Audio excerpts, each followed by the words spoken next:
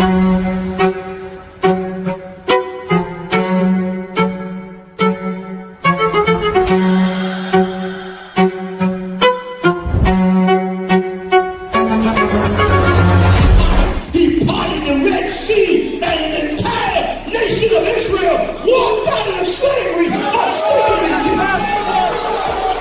I.S.U.P.K presents the Lord's 57th Annual Passover, April 4th, 2026 in Houston, Texas. You do not want to miss this one, Israel. Shalom.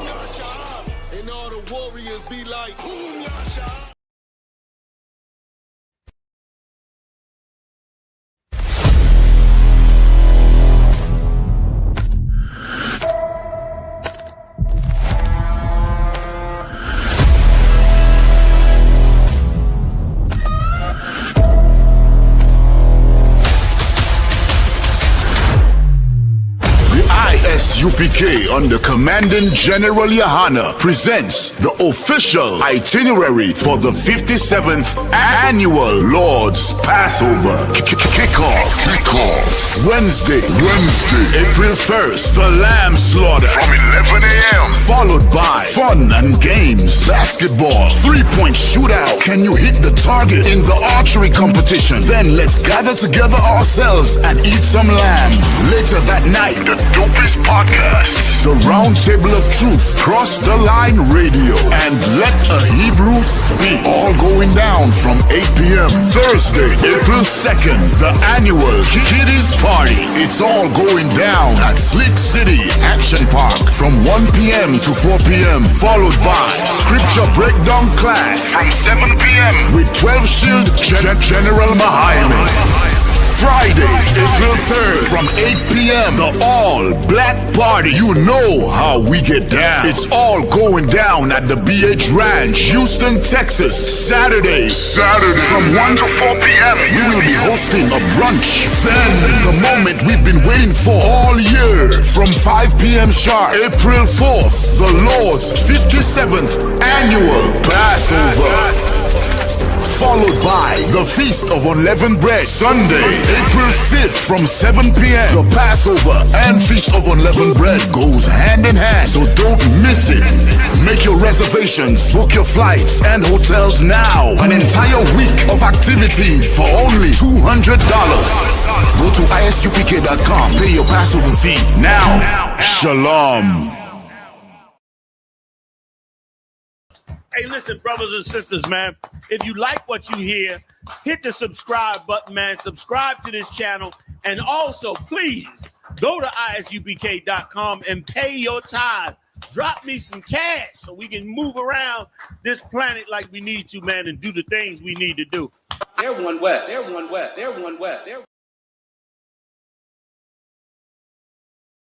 Shalom, Israel. It's that time again. The I.S.U.P.K under Commanding General Yahanna presents the Lord's 57th Annual Passover. That's right, the Lord's 57th Annual Passover, April 4th, 2026 in Houston, Texas. All black Hispanics and Native Americans are commanded to observe the Lord's Passover. This will be the biggest Passover to date. You do not want to miss this. Fresh lamb, fresh wine, and bitter herbs as commanded by the Most High. Only $200 per person ages 17 and up. The biggest event of the year. There is only one Passover, and it's under Commanding General Yahanna. See you there, Israel. Shalom. Nobody else there to compare to. Train for war, men of war, and warlike apparel. Prefer our leaders, can't get between us. Watch where you stepping. Hey, listen, brothers and sisters, man, if you like what you hear, hit the subscribe button, man. Subscribe to this channel. And also, please, go to ISUPK.com and pay your tithe.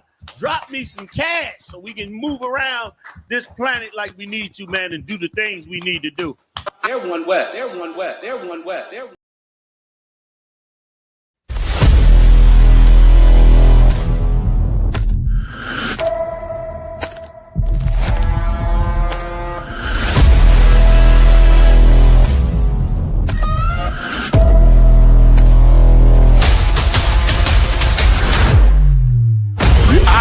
I.S.U.P.K under Commanding General Yahanna presents the official itinerary for the 57th Annual Lord's Passover. Kickoff.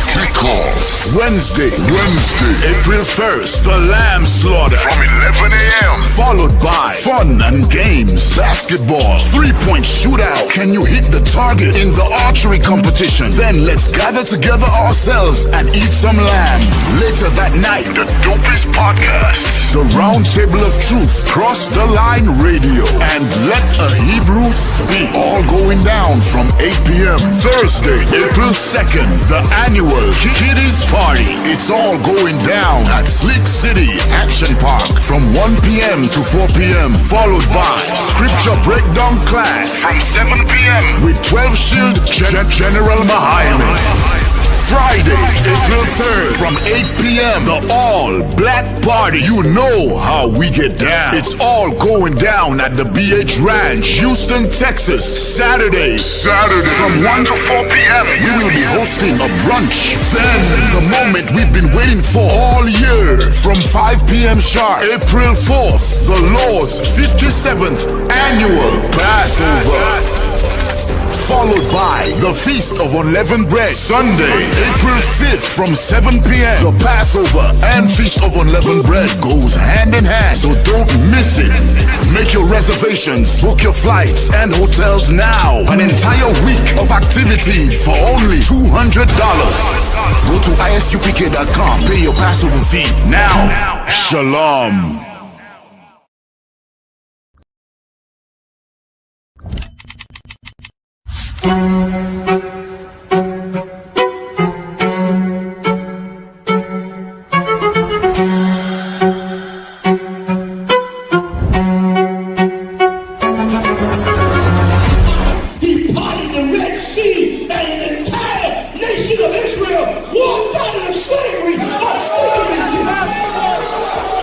The I.S.U.P.K presents the Lord's 57th Annual Passover, April 4th, 2026 in Houston, Texas. You do not want to miss this one, Israel.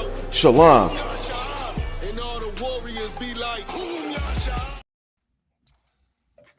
Most High Christ, just clap it up.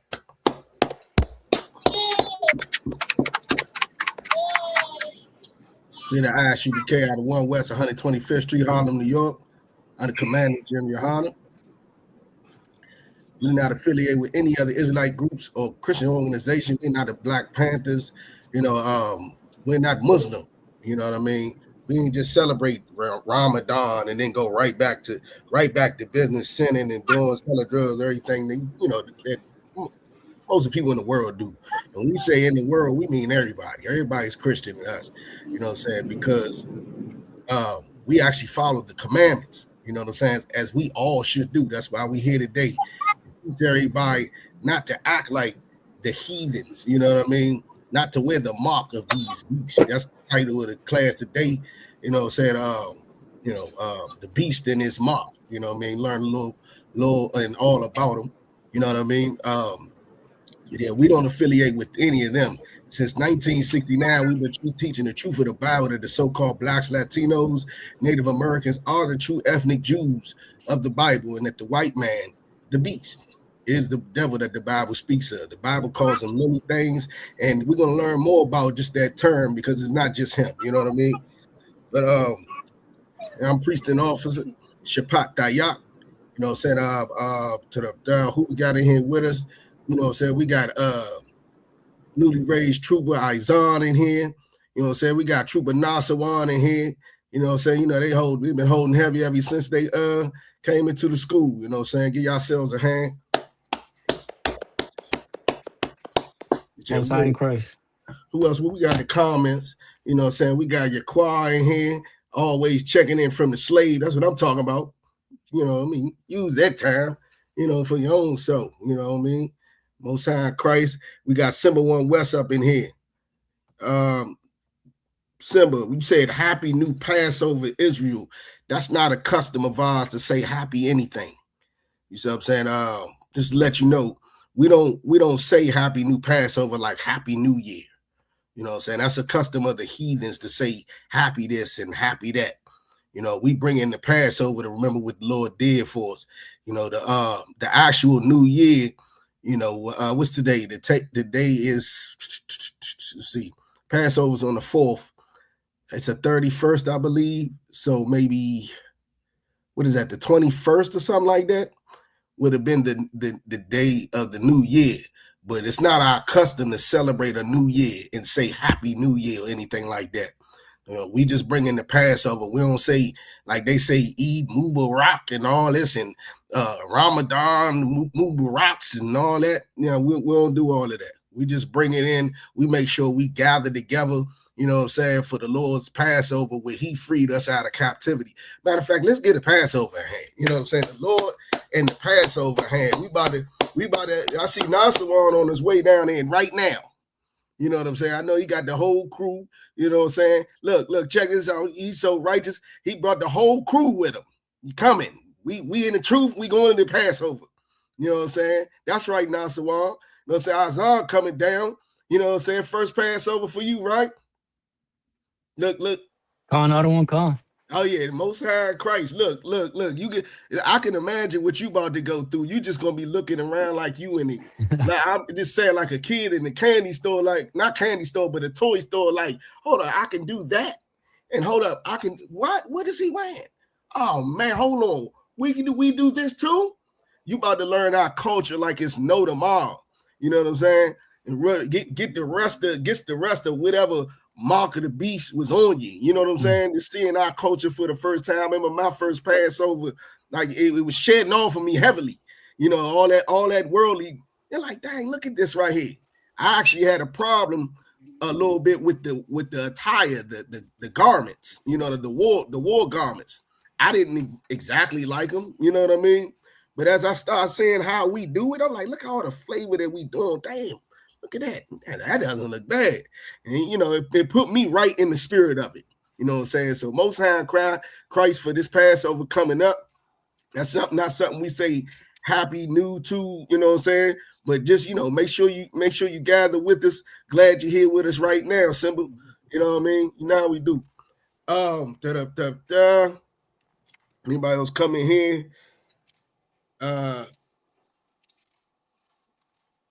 Nazamana. I don't be know if I'll be saying your name right. It's Nazamana. You know what I'm saying? Nazamana been here with us. You know what I'm saying? Most High Christ. So we're gonna get to it though. Let's get straight to the what's name. The title of the class is, you know, the beast and his mark. You know what I mean? So we're gonna find out, first of all, we got to find out who is the beast according to the Bible. You know what I'm saying? You got to always do it according to the Bible. When I talk about stuff with a lot of people, you know, they get to speaking off of how they feel. It's not how you feel. It's according to the Bible. You know what I mean? Because it has to be a standard. If it wasn't a set standard that you have to go off, like everybody would go off their own standard. And believe me, it is billions and billions of child abuse lawsuits out there. So there's billions of people who would go off a standard of they like to mess with children. We can't go off of that. You know what I'm saying? So you got to have a standard. In the Bible, you cannot mess with children. You know what I'm saying? That's usually how you catch them up to when they want to act on their own. Well, do you think it's okay to mess with children? You know, and they usually freeze up right there. You get them. But with all of these are actions of the beast. You know what I'm saying? We find out who the beast is. Let's start with the book of Ezekiel, chapter 34, verse 8. Let's go straight there. Let me get there with you. In fact, I got the computer right in front of me. What am I doing? Anybody who got it, just go right on ahead.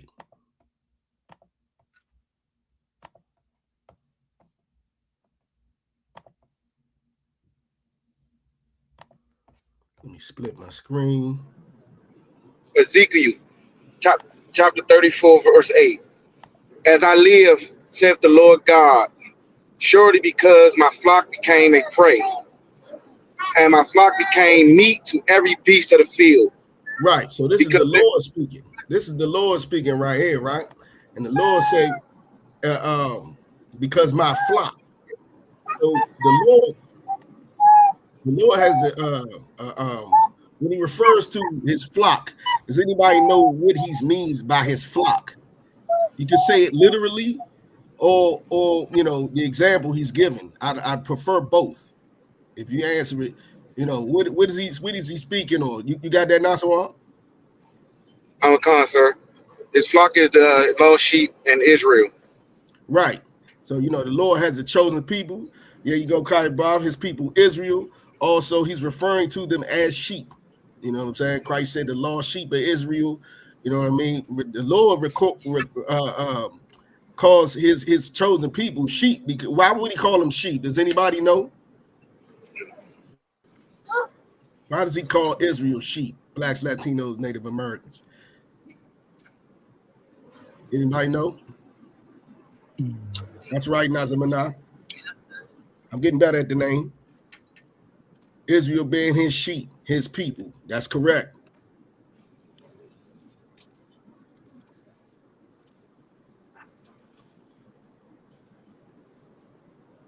The question, Gibbo 5 6 star.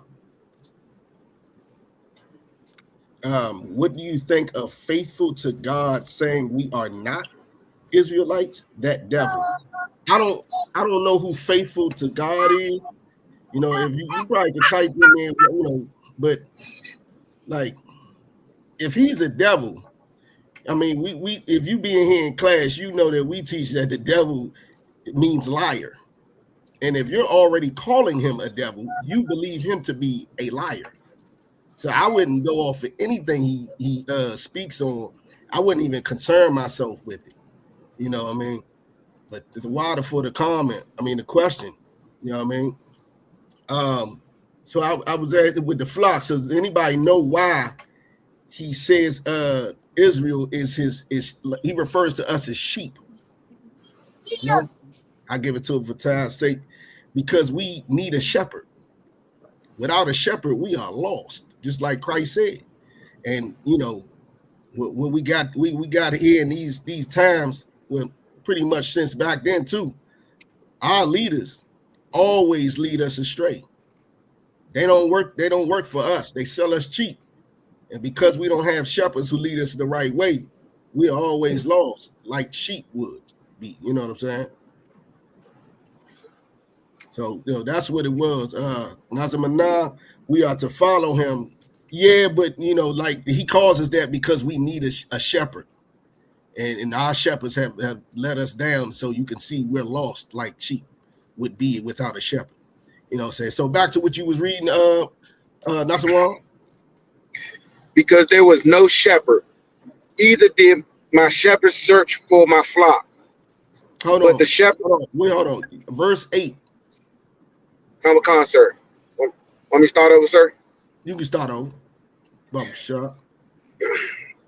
As I live, say, Salaki, sir. As I live, say the Lord God, surely because my flock became prey, and my flock became meat to every beast of the field. To every what? Because beast became meat to every beast of the field. Now, if the Lord's sheep, his flock, you know, what we already said is Israel, they're people, but they're referred to as animals. Is the beast of the field literal beast, like animals and lions, tigers, and bears eating the children of Israel? Is that the case, sir? Nah. Yeah, yeah. That's right, Zabalawan. That's not the case here. You know what I mean? But so if find out, keep going with that verse and finish that verse out. Became meat to every beast of the field, because there was no shepherd. Neither did my shepherd. Lie, sir. Neither did my shepherds search for my flock, but the shepherds fed themselves and fed not my flock. Now, who would be the shepherds in this case right here? I just said it, but go ahead, Azar. It would be the other nations, other people with their ideas. No. You got Nazawan? It would be the black leaders like Martin Luther King, people like him, the black leaders. Yeah, it would be black and Latino leaders. That's what it would be. You know what I'm saying? The shepherds who were supposed to lead us the right way, but instead they feed themselves. You see what I'm saying? Now, so now we getting devoured by the beast of the field, which we asked was that literal lions and tigers and bears, and you know it responded no, but let's find out for sure, right? You got something, Nasawan?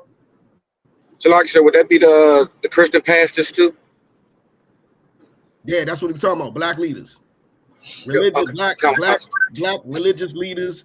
You know, our leaders. You said Martin Luther King and all them, so I figured you meant pastors and all them. So that's the end of that. That was the end of 8, sir. Okay, you drop down to verse 28.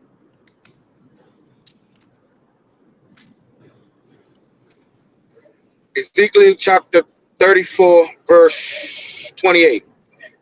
And they shall no more be prey to the heathens. They shall no. First of all, who is the they right there? Anybody know? Israel, sir. Let me call on you. Yeah, that's correct though. The they is Israel, just like, and we in the same chapter as we read verse 8. So in verse 8, it said, my flock have become meat. They have become meat. So they had just became meat. So read that from the top again and tell me what's the difference from then and now. Then and right then. I mean, then in 28. Read 28, sir. 28 from the top. And they shall no more be a prey to the heathens. Right. So it said they shall no more be prey to the heathens. So what is it saying different right there from verse 8?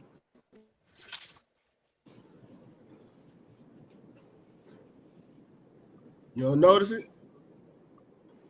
All right, so I'm gonna say again in verse 8, it said, you got it, Azam? Is it yes, is it because we turned to the Lord, or we found our shepherd in this part? No, I'm not asking that. I'm not asking that. That's how I'm saying. It said in verse 8, it said Israel, the flock, had became meat, a prey to the beast of the field, right? They became meat and a prey. In this verse, it says they are no longer. Can you read it from the top? I just gave it to you. And they shall no more be prey to the heathens. Right. So now you can notice this is the same chapter. So now it's letting you know we're past that part. It's no longer that time. Now in this part with the vision that Ezekiel was given, he sees that Israel is no longer a prey to who? Who does it say in verse 28? The heathens. And what's a heathen? Anybody know?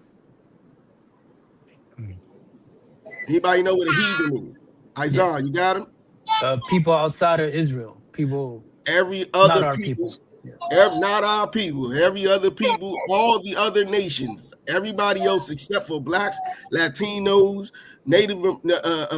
blacks, Latinos, Native Americans, West Indians, and Haitians. If you're not one of them, you are a heathen. How you like it? You're a heathen. You know what I'm saying? Now, if blacks, Latinos, Native Americans, West Indians, and Haitians are acting like them, we tend to, the Bible sometimes has them being called a heathen because they're acting like that. They in that culture. They wearing that mark of them.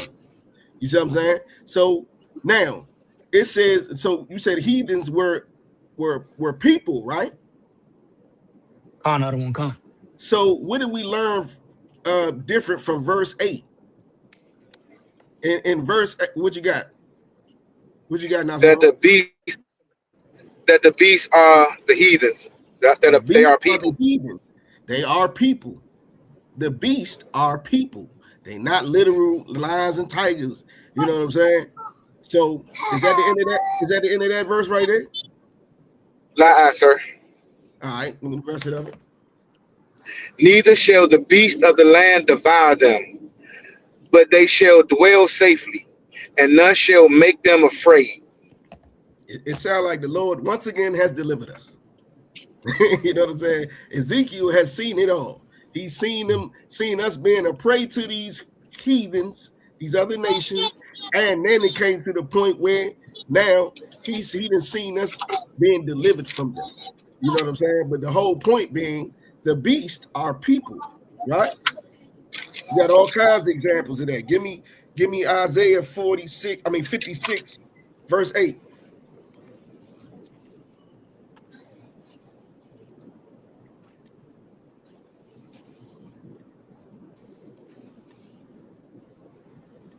Like, sir, what was that again, Isaiah?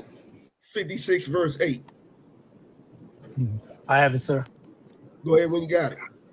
It's the book of Isaiah, chapter 56, verse 8. The Lord God, which gathereth the outcasts of Israel, saith, Yet will I gather others to him, besides those that are gathered unto him. Keep going. Verse 9. All ye beasts of the field come to devour ye, all ye beasts in the forest. Verse 10. His That right here, right? Let's go back to verse 8. So the Lord gathered all the outcasts of Israel. Now notice it said outcasts. Now, does it sound like they're following what the Lord is talking about? Nah, sir. It doesn't sound like it. You know what I'm saying? So he gathered all them together, and then it says, I'll gather others on to him. You know what I mean? Like I'll give you an example of it today. Hold up. Read verse 9 again before I say that. Book of Isaiah, chapter 56, verse 9. All ye beasts of the field come to devour ye, all ye beasts in the forest. Right, because the Lord refers to these heathens as beasts, beast of the wilderness, beast of the field, beast of the forest.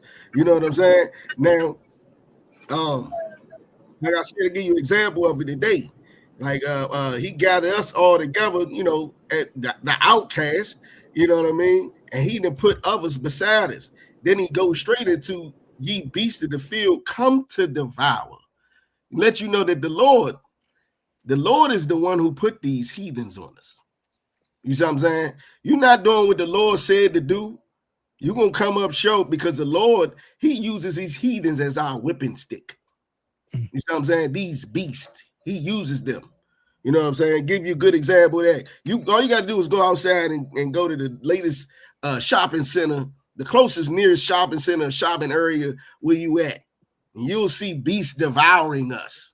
You're going to see the Chinese cooking chicken. You're going to see the Arab man with the tobacco shops. You know what I'm saying? That liquor store, they killing with the liquor store. Like, why don't we own a liquor store? They got, at least we don't even own one of them. It's 20,000 of them in the neighborhood.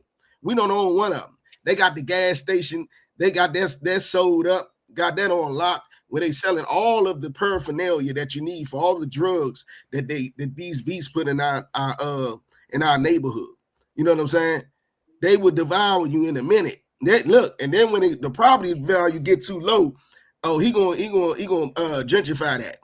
You know what I mean? You're gonna gentrify that and start the cycle over and over again. We've been gentrified so many times throughout history. You know what I mean? But that's an example of these beasts devouring us. You know what I'm saying? Keep going to verse 10. Book of Ezekiel, chapter 56, verse 10. His watchmen are blind. What's the watchman? Isaiah, what's the watchman? His watchman. First of all, who's the his in this right here? I would say the Lord, sir. The Lord's watchman. I mean that I can take that. I can take that. That is true. That is true. But when you to be more on point, Israel is the his right here. So go ahead. His watchman. What's the watchman, Azan? Meaning his children. It's literal. Sons. It's literal. The word is very literal. His watchmen. What is that? His guards. The ones who are supposed to be warning.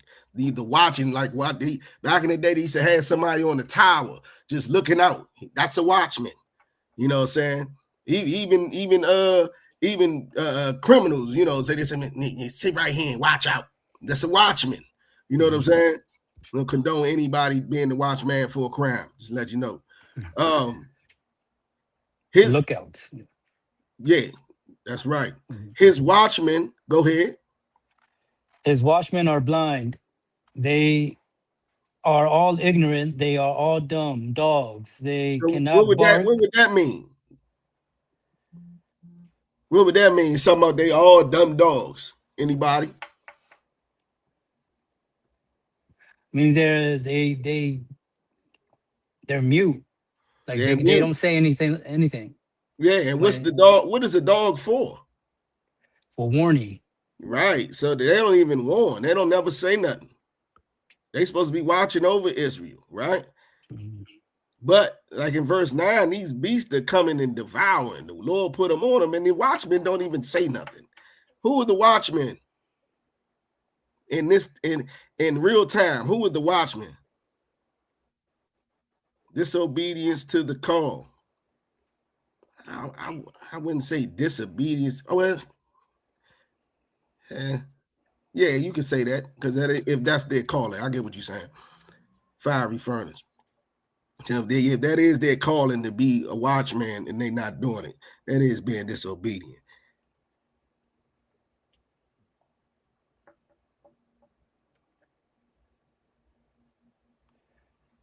Salaki, sir, would it mean that they Georgiana Williams, you said I should look up the definition for heathen.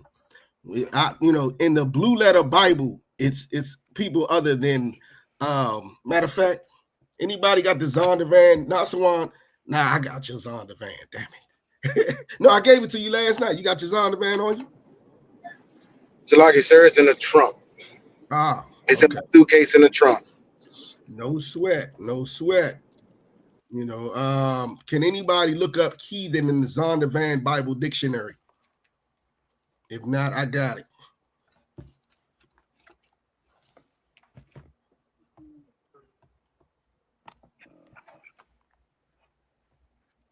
It's not Salaki, sir. I got a Bible dictionary. It's not a Zondervan though, but I can see if you like.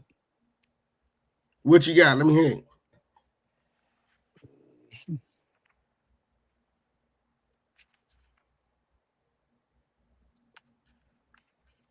I thought you had it. Coming to it.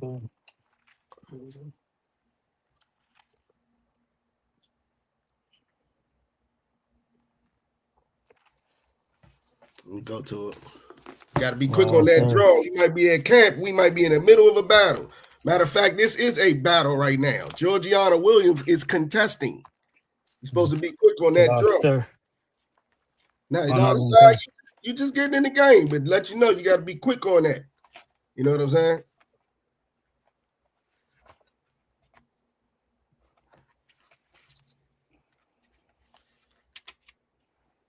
Still ain't got it?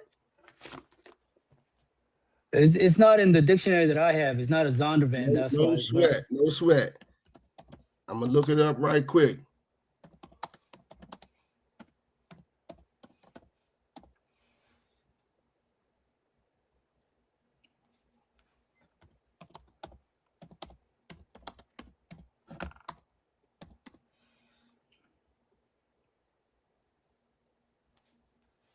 Make me spell the whole thing out. Here we go. Boom. Boom.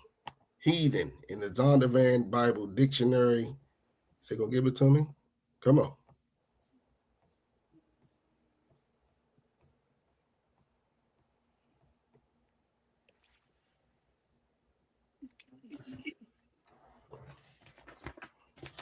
All right. Try to do with it. That's what I get for trying to mess with the computer. I got the Zondervan right here in front of me. Messing with this computer, man. Yeah. That's what happened.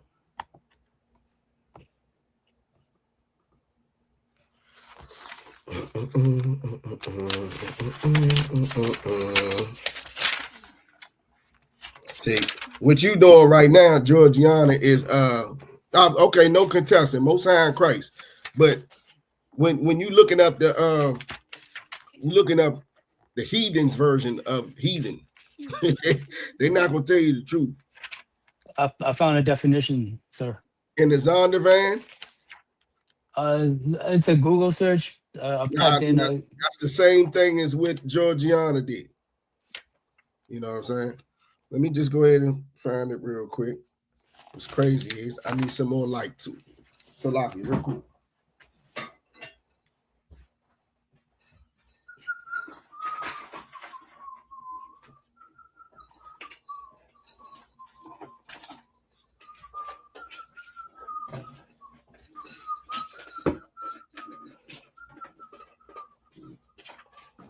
Salakia, sir.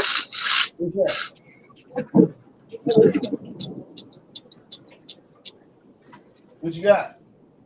Is this reference to nations, people, or individuals who do not worship the God of Israel, often synonymous with pagans or Gentiles? That definitely works. That definitely works. Basically, heathens are not Israel. You know what I'm saying? They're not Israel at all. You know what I mean? I still want to give you the Zondervan version. Go back one time.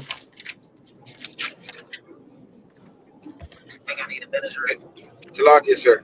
And it says non-Israelite nations. Correct. That's exactly what it is. You know what I mean? Well, I'm talking about our John. It's taking me a minute to find it. Come on. Yeah, that's that is the word. Here we go. Heathen. All right. Heathen. In the Zondervan Bible Dictionary. Usually used for non-Israelite people, and thus the meaning of Gentiles. So that's the same thing as a Gentile. You know what I'm saying? Now, what I said earlier in the class, if you acting like a heathen, you know what I mean? If you acting like a heathen, you can be called one. But a heathen is the other nations. It's not God's flock that he was talking about in Genesis 34. You know what I mean? So back to what we were saying, I just wanted to bring that out. The water to both of y'all for bringing those out. Georgiana, I don't know what you meant to say, you know what I mean, but probably just put it in there next time because I thought you was contesting. Salaki. Shalom Shpata. I'm in the middle of class. What you got?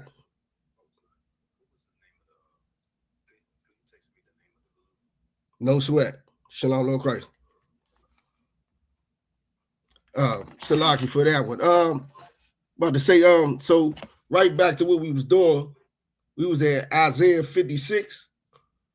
We read that already down to 10, I believe. Right. You finished that verse? Khan out of one Khan. Well, I think there was a bit more. Yeah, can you finish that verse? Khan out of one Khan. Book of Isaiah, chapter 56, verse 10. I'll start from the top, sir. Now, listen, check it out. Just go ahead and finish where you was at. It's Okay. nothing wrong to start from the top, but to get you ready for camp, when somebody needs you to read from where they stopped at, start right there. Khan out of one Khan. Start off where you stopped at. Sleeping, lying down, loving to slumber. That's right. That's right. They cannot bark. They ain't even trying to. You know what I mean? They chilling. You know what I mean? Give me the book of Isaiah 43 and 20. You know what I'm saying? Right now, we're just running out, how the Bible describes these beasts, who the beasts are. You know what I'm saying? Because that's important. You got a lot of people running around here talking about the mark of the beast is the chip. How is that? How is the mark of the beast the chip? You know what I mean? Come on now. what are you referring to as the beast then? Right, but somebody read that when you got it. Isaiah 43 and 20. Isaiah 43 and 20. The beasts of the field shall honor me, the dragons and the owls, because I give water to the wilderness, the rivers to the desert, to give drinks to my people, my chosen. All right, hold on real quick. I'll get with you. And once again, we talking about the beast, right? Shall honor me. Go up to verse 19. Verse 19. Behold, I will do a new thing. Now it shall spring forth. Shall ye not know it? I will even make a way in the wilderness and the rivers in the desert. 20. The beasts of the field shall honor me, the dragons and the owls, because I gave Salaki, sir, because I give water and drink to my people, my chosen. Right. In verse 18, he talking about remember not the former things, neither consider the things of old. You know what I'm saying? He talking about the ways of the matter of fact, just read 18 real quick. I'm gonna just cap off on all three of those. Isaiah 43, verse 18. Remember ye not the former things, neither consider the things of old. Right. Talking about the old ways. Like you come in this school right here, you know what I'm saying? Remember not your old ways, your former things, and the things are old. You really don't even want to glorify all the nonsense that you used to do. You know what I'm saying? If don't glorify it, you should hate it. You know what I'm saying? If you used to smoke weed, that smell should get on your nerves. It should stink by now. You know what I'm saying? If anything that you used to do, that you should forget about that. Now that person is gone. You know what I mean? When you come in this school right here. So if you do have afflictions and you want to get rid of them, you want to be a new person, start something new, like that New Year's resolution that you were supposed to keep up with. You want to keep up with your resolutions, coming in I.S.U.P.K. And listen, you won't have to make resolutions because you'll already be shaping yourself. And once you get there, it's no going back. Like we keep doing every year, New Year's, every year we making the same resolutions. You know what I mean? But them old things, you know what I'm saying? The Lord is shaping something new. You know what I'm saying? The kingdom right here, boom. You know what I'm saying? Lord is shaping something new. And in this kingdom, you know, so start verse 20 again. Isaiah 43, verse 20. The beasts of the field shall honor me, and the dragons and right here, the beasts are going to honor. They don't do anything that the Lord said. To the point they got us not following the Lord. In this kingdom here, they're gonna honor the Lord. It ain't gonna be no more Buddha or white Christ or none of that garbage right there. All these pagan gods that they got in these rituals and holidays, they're gonna celebrate the Passover. They're gonna honor the Lord. Go ahead. the dragons and the owls, because I give water to the wilderness and rivers to the... What would waters be in the wild in the wilderness? River to the desert. If you put a river out of nowhere flowing in the desert, what would happen?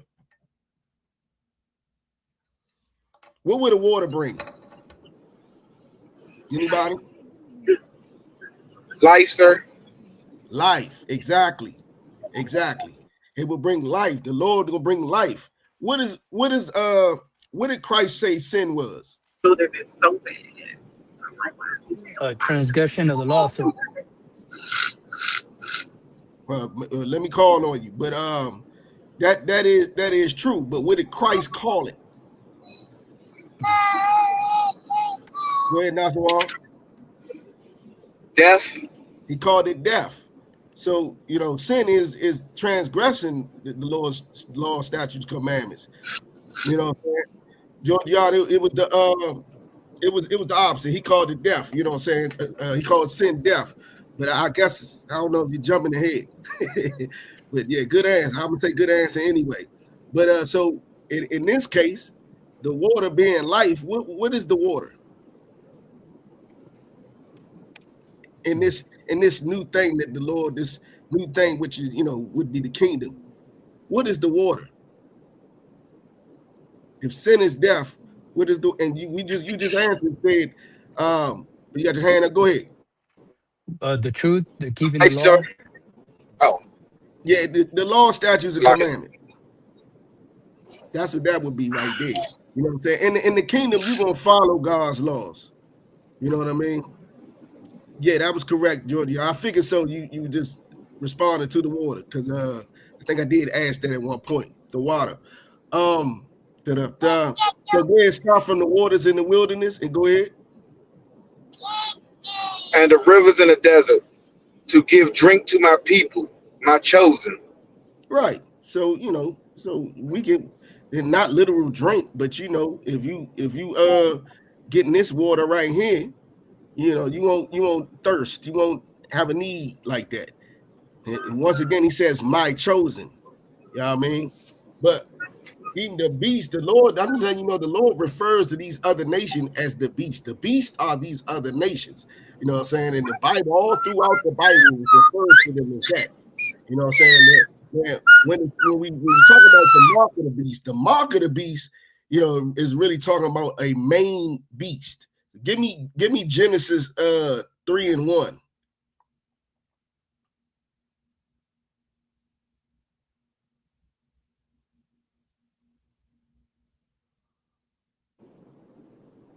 Fiery furnace. I get your answer. Your answer is correct. You know what I'm saying? Saying the living word. I guess you can say that, but it kind of sounds kind of Christiany. You know what I'm saying? It's just law, statutes, and commandments. Just leave it that way. Because when he usually says all of that, he doesn't say the living word. He say the law, statute, commandments, judgments. You know what I mean, like that. But in here we try to not say things kind of Christiany. You know what I'm saying? To help shake that off. That's what part of this class is about. But that was a correct answer. You know what I'm saying? The water. Anybody got that? I got it. So the book of Genesis, chapter 3, verse 1. Now the serpent was the more subtle than any beast of the field, So the which serpent the is saying two things about the serpent right here. What's the first thing it's saying about the serpent? Anybody know? You got it was Nasawan? Make sure and let me call on you, Azam. I can see you right there. What is it? Would it be like slick or what did it say in the Bible? subtile? Subtile. And subtile means Kayabaf already got it. Sneaky. You said slick. You know what I'm saying? So yeah, that's the first thing it's saying about the serpent. So what was the second thing it said about the serpent in that one sentence?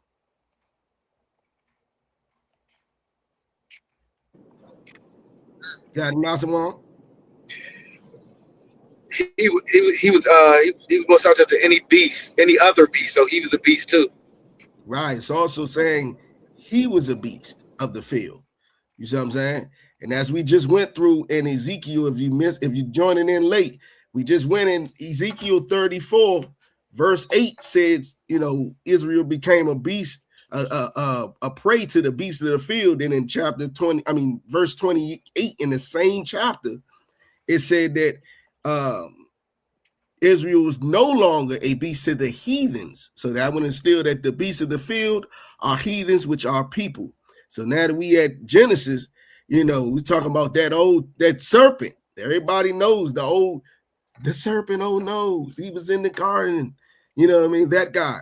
So we already brought out he was real sneaky, slick, and he was also a beast of the field. But how subtle did it say he was, Nasarwa?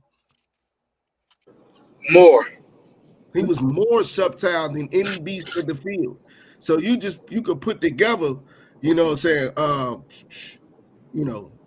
who right here, pretty much, who's out of it besides Black Latinos, Native Americans, West Indians, and Haitians, that being Israel, all these other people in the world, who's the most sneaky and conniving? and slick. Isaiah, The white man. the white man. Go ahead and finish it on out. Go ahead. You sound like you wanted to say it. Go ahead. The white man's the devil. The That's Bible right. speaks of. I heard it was right good. Look, you said it like you cut your energy off right there. You know what I'm saying? Like, go ahead and let it flow. Go ahead and let it flow. The devil. Yes. You know what I'm saying? Woo. I feel good just hearing it. But yeah, so right here, we're gonna finish that verse out. But right here, it's letting you know who was the most subtle, the most sneaky, the worst one of those beasts right there. Bama made was all in the garden. You know what I mean? All in the garden.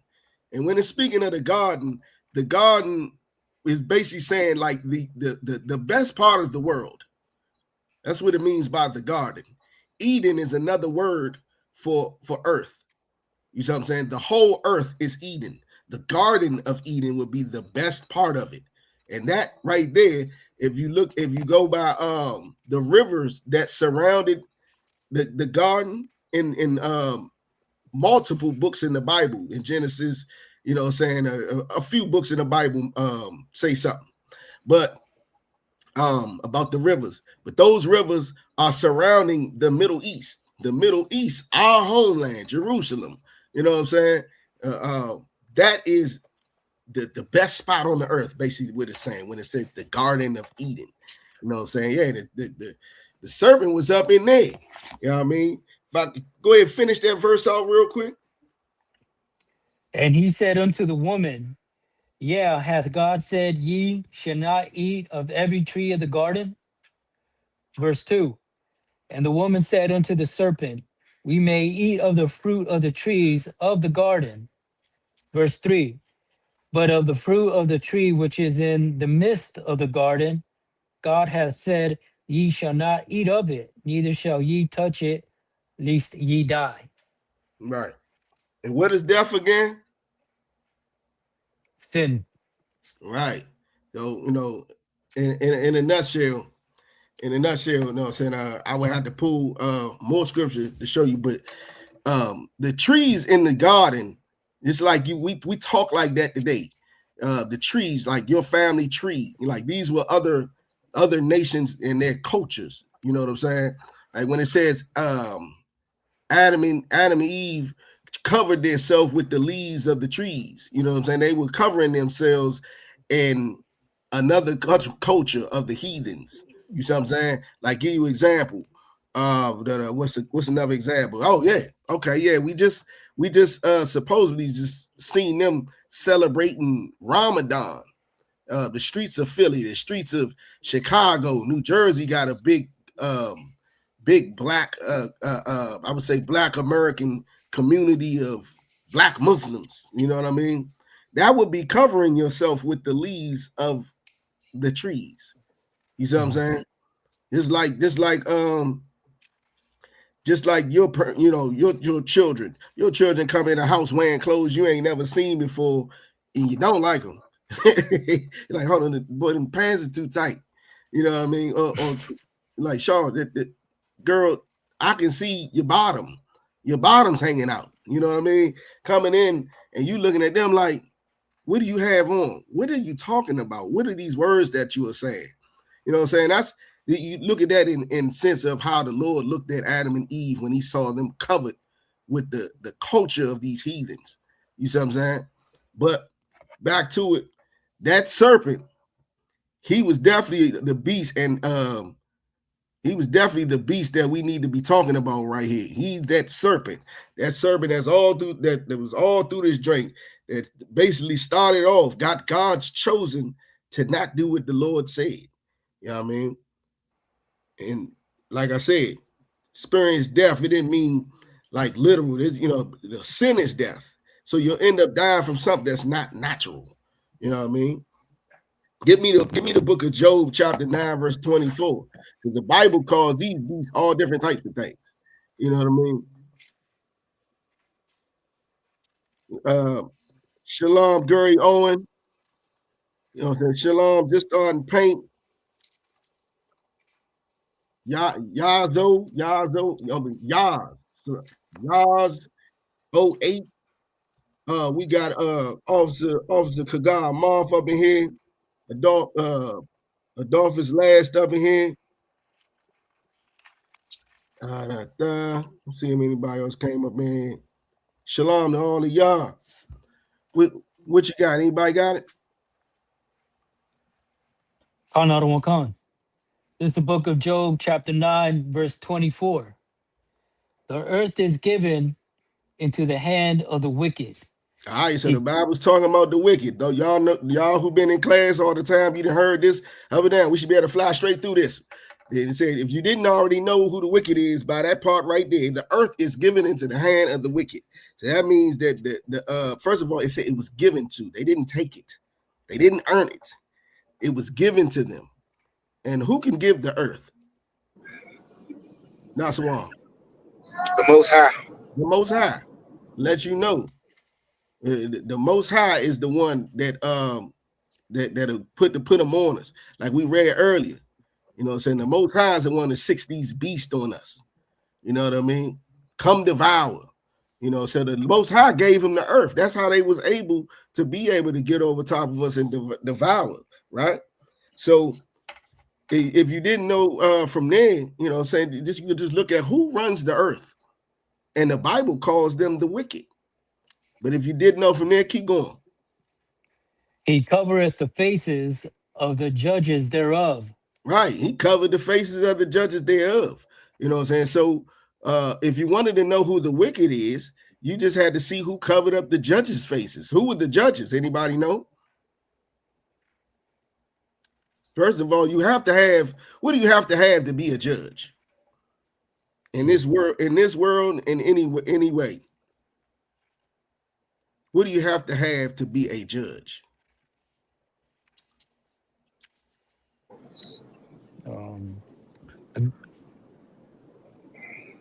What's that? Go ahead, Nasawan. You raise your hand. So, like, sir, is it laws? Yeah, the law. You have to be proficient in the law. You got to know the law. You know, a scholar in the law. You know what I'm saying? But so who? If you got the law, what law are we talking about here in the Bible? What law are we talking about in the Bible when referring to the law? Go ahead, Nasawan. Statutes and commandments, God laws. God's law. Hey, Isaiah, give me the book of Psalms, chapter 147, verse 19. That's right, Kai Bob, the Lord's law. Most High, Adolphus. That's right.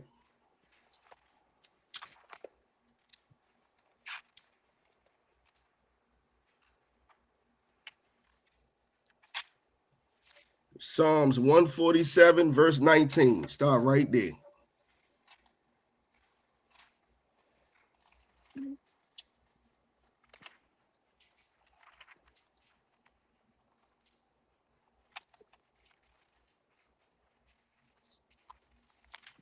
All right.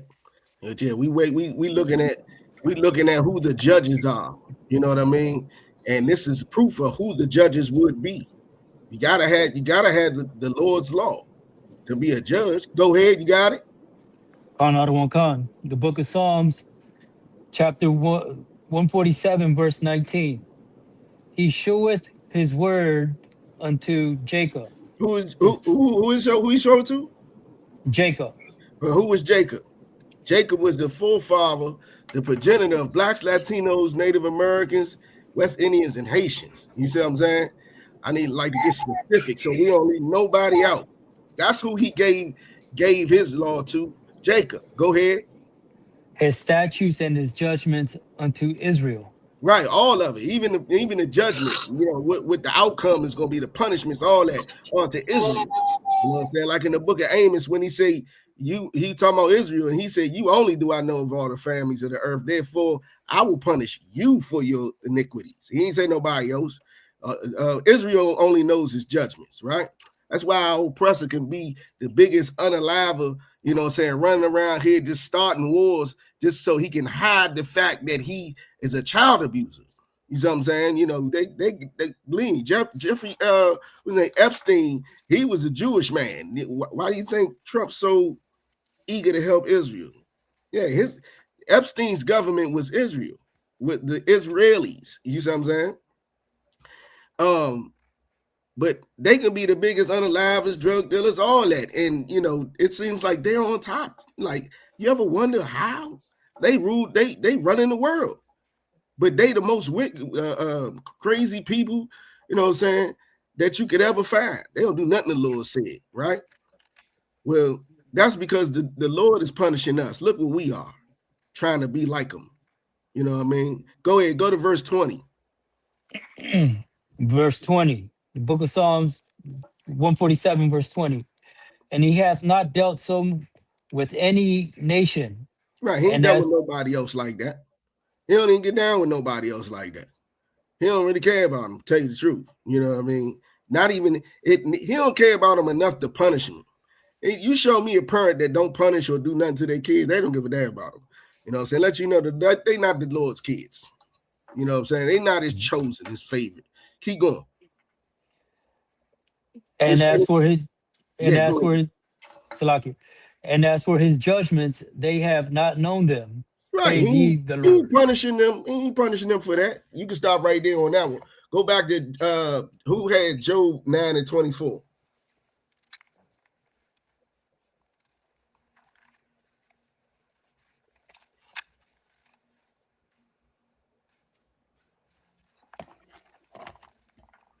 Who was reading Job 9:20? That was you? Isaiah, that was you? I think so, sir. Let me. All right, so this is what you need to do. Whenever you're reading and somebody says hold something or go here, and you were just reading, hold where you were reading at. You got to always act like you in a battle in camp, and you got to be ready to pull your sword out and be right there with the man who's cutting. He's cutting. You should be cutting. You see what I'm saying? Keep your finger right there. So when I say go back, even if you know I was going back, you ready to go right back. Boom. So go ahead when you got it. The book of Job, chapter 9, verse 24. The earth is given into the hand of the wicked. He covereth the faces of the judges thereof. All right, now, so I can't pull up a picture, but if you were to Google, matter of fact, so it said he gave it to Jacob. So that's Israel, right? Israel, the judges. Who would be the top judge of all Israel? Naswan. Yahweh. You know what I'm saying? Christ. For those who don't know who Yahweh, that's Christ's real name in the Hebrew, in the ancient Hebrew. Yahweh. He will be the ultimate judge, right? So, you know what I'm saying, under the Most High, of course. You know what I'm saying? But it says that the wicked covered the faces of the judges. Let's just use him as example as being the ultimate judge under the Most High. If you were to Google Jesus Christ right now, what would he look like? That's right, Adolphus.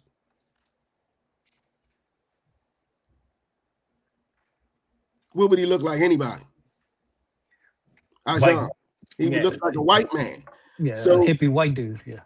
Right. And how does the Bible describe him? Black, sir. All right. And I like how you just went straight to black. And then you didn't even think the brown, burnished brown. Nah, just straight black. You know what I'm saying? He was a dark-skinned man. You know what I'm saying? But so in other words, that means the white man covered his face. As if you were to think of the Jews today. How does everybody think the Jews today look? Isaiah? White, sir. Right. So that we just read that the Lord gave the law to Israel. And all through this Bible, Israel, you know, they described as black, or they say they're black. You know what I'm saying? So that would instill that the judges are Israel. The real judges are black. But if you look them up today, they're white because their faces were covered by the wicked. So the Bible is calling that beast that we just talked about, who was called the serpent. He's one of the beasts. They also call him the wicked. You know what I'm saying? The Bible got all types of things for him. Nasawal, give me Isaiah 14 and 12. Shalom, sis. Nashima.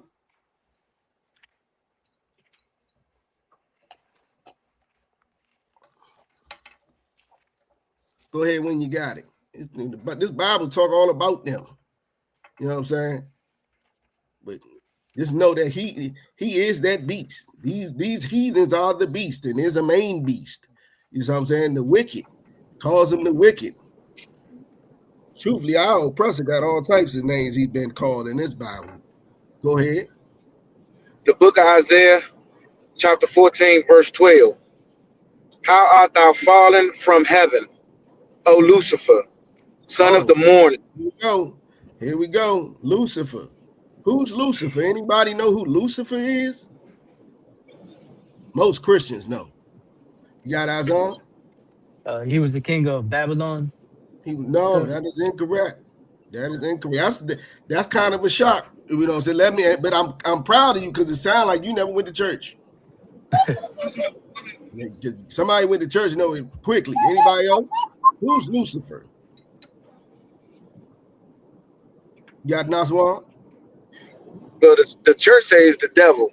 Right. So the symbol one West. You know what I'm saying? Both of y'all are correct. You know what I'm saying? The devil. Kanye Bob got it as well.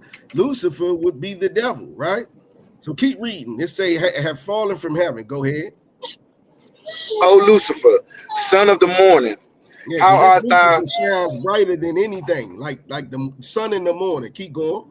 When I say shine bright, like if he was to be on here teaching right now, it'd be 100,000 people in the room. You know what I'm saying? He say something, everybody believe it. You see what I'm saying? Like whatever he's involved in, they want to be in it. Like he shines bright. You know what I'm saying? Georgiana, we are not talking about fallen angels. According to the Bible, where did you get fallen angels for? Pull that precept. Georgiana. According to the Bible, there are no fallen angels.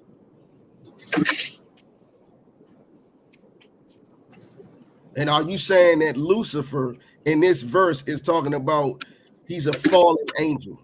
Answer that for me, because I'll definitely help you out. All right. So right here it said, you know, son of the morning, keep going. How art thou cut down to the ground? Right. Which now that I'm gonna kind of wait on an official break, but this is Isaiah getting a vision of the future, and in his vision, he's seeing Lucifer, the devil. You know what I mean? And his state that he's in this vision, right? And he's saying like, how is I cut down from the heavens? You know what I'm saying? He was made as an angel. Lucifer? Are you saying Lucifer was an angel?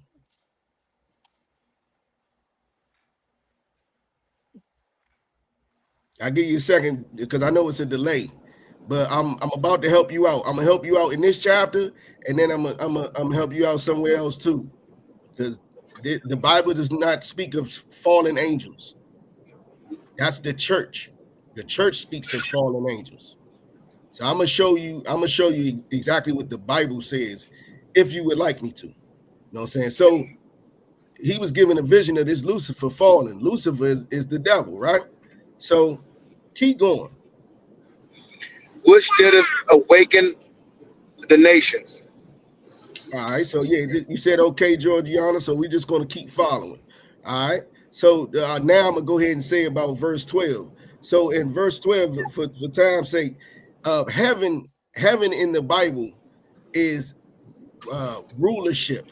It's three ways that the heaven is mentioned in the Bible. It's by rulership. If you looked in the sky, and with the Most High sits in what we call in the school the fourth dimension. You know what I'm saying? Heaven is not a place that you die and you go and sit forever. You know what I'm saying? There's no such thing as heaven and hell as the Christian church teaches it. and I'm gonna help you out with that. So we're gonna keep going. It says Lucifer, he fell from heaven, he fell from rulership in this vision that Isaiah is seeing, and now he's cut down to the ground, which did weaken the nations. Did it say that at the end of 12? Read the end of Honor the 12. Khan. Okay, so it weaken the nations. Nation in the Bible is races. So I'm saying kingdoms is countries. So this Lucifer went to like every race and weakened them. You see what I'm saying? So keep going after that. Verse 13. For thou hast said in thy heart, I will ascend into heaven. I will exalt my throne above the stars of God. Right. So this Lucifer saying he gonna put himself on top. You know, so that was in his heart the whole time. You know what I'm saying? It was like, how have you fallen from this? You said you thought you was going to be on top of everything. You're going to exalt yourself above the stars of God. Does anybody know what the stars of God is?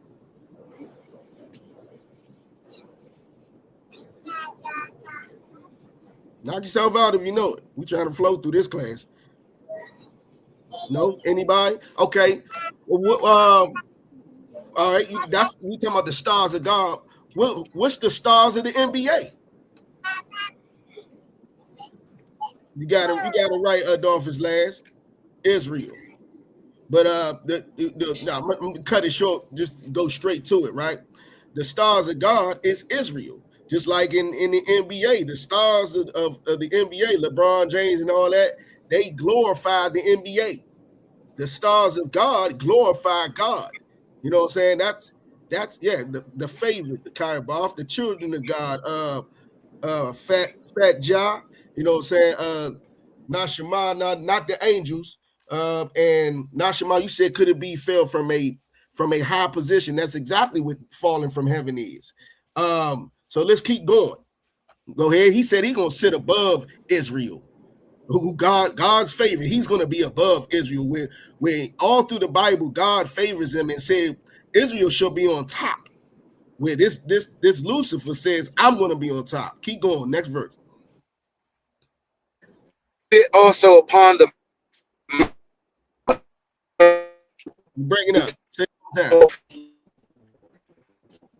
Read it one more time. You broke up. I will sit.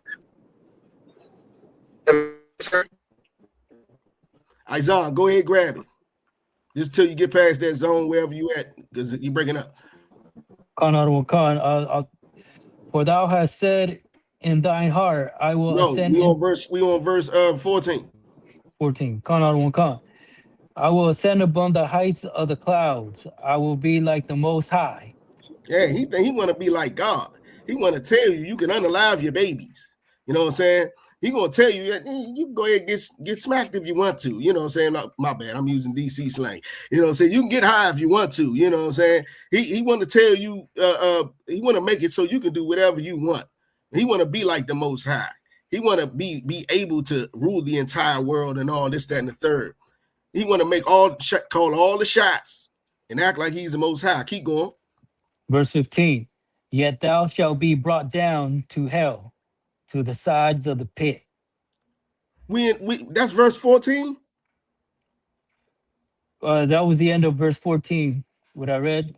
I might have skipped something. Go back to 13 for me. I'm thinking I'm skipping something.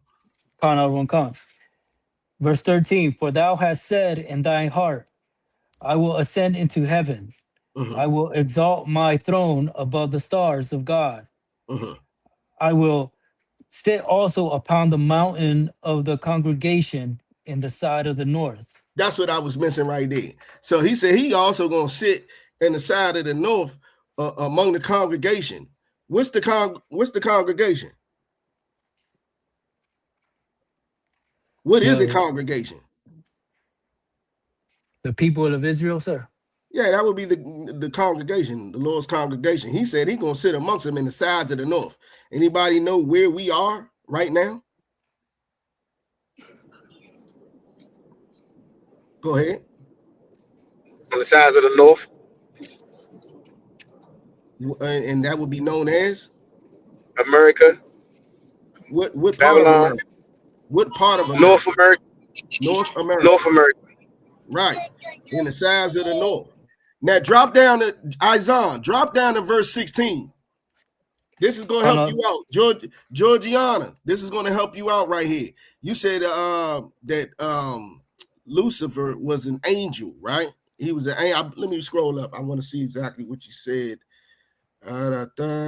So you was like, he was made as an angel. Lucifer, that's what you said. Lucifer was made as an angel, and he had fallen. He was a fallen angel, right? So read verse 16, somebody. Isaiah, go ahead. Book of Isaiah, chapter 14, verse 16. They that see thee shall narrowly look. Hold up. You can see Lucifer the devil. I'm talking to you guys, huh? Oh, can you see Lucifer the devil? No, sir. Hold on, read that again. They that see thee shall narrowly No, look hold on. Who upon are we thee. talking about? Who are we talking about? Who's the topic of discussion? Lucifer. So all of this is about Lucifer, right? Read that from the top again. They that see thee shall so you narrowly. Can see Lucifer? Come. That's what the Bible say. Keep going. Read it from the top. They that see thee shall narrowly look upon thee. Stop right there. This is how you narrowly look upon somebody. Like, go ahead. And consider thee, saying, is this the man that made the earth? Is this the man? Is this the what? Is this the man? Hold up. Lucifer's a what? Man. Lucifer's a man, according to the Bible. Georgiana Williams. The Bible says Lucifer, the devil, is a man. Right? Keep going. Is this the man that made the earth to tremble? Now let's recap a little bit. Isaiah is seeing the vision, and he like, how have he fallen from rulership from heaven? He was living good. Now he down on the ground. The one who said that he in his heart he was gonna be above God's stars. He forget Israel. I'm gonna be on top in North America. That's a prophecy too, right there, North America. You know what I'm saying? Then come to find out, in this time, the kids, or let's just think of our grandkids looking at them narrowly, looking at them like, is this the man? You know what I'm saying? I like to use Method Man. Anybody ever seen Belly? When he was like, is this the illest nigga in Nebraska? I like that. I like the vision that when I read this right here. Is this the man who caused the earth to tremble? We were scared of him. This Lucifer, he's a man, and we were scared of him. That caused the earth to tremble. Drop down to verse 21. Verse 21. Prepare slaughter for his children. For the iniquity. Hold on. You listen, you gotta hold on. You're gonna learn when to stop in a couple years. You're gonna know exactly when to stop reading. But it says prepare slaughter for his children. Who we talking about again, Isaiah? Lucifer. Right. And it says prepare slaughter for his children. What did the children do? I don't know. Let's read one more forward. Don't read too much. Go just a little bit. Go ahead. For the iniquity of their fathers. What's iniquity? Anybody? Their wrongdoings. No. Yeah, you're right. They're crimes. You're right. My bad. I was quick on the draw. You know what I'm saying? They crimes, they wrongdoings, their iniquities of their what? Of their fathers. Right. So now let's go back. We're talking about who again? Lucifer. And Lucifer, from according to reading verse 21, Lucifer has what? Read it again. From 21, sir. Yeah. Prepare slaughter for his children. So Lucifer has what? Children. And he's a what? A man. He's a man that has children, right? And what else does he have in this verse? Keep reading. For the iniquity of their fathers. For the iniquity of their fathers. So Lucifer, the man, has children in what? Right there. You just read it. Iniquity. Yeah, he's done some iniquity, but now we talking about what he has. Read it right there. After children. Read it again. For the iniquity of their fathers. So Lucifer is a man. He has children and what? And fathers. And fathers. Now, what's the word before fathers? There. What does that imply? If it's their fathers. Nasawan. Multiple, more than one. It's more than one of Lucifer. That's what it's saying. You know what I'm saying? It's more than one. You got it right, Kayabov. Sins of their fathers. You got that Nashima sins, and they said the man of perdition. We getting it at Georgiana. Stay with me. So we got Lucifer. Let's run it down, Azan. So we talking about who again? Lucifer. And he's a what? A man. And he has what? Children. And fathers. And spell fathers. Fathers.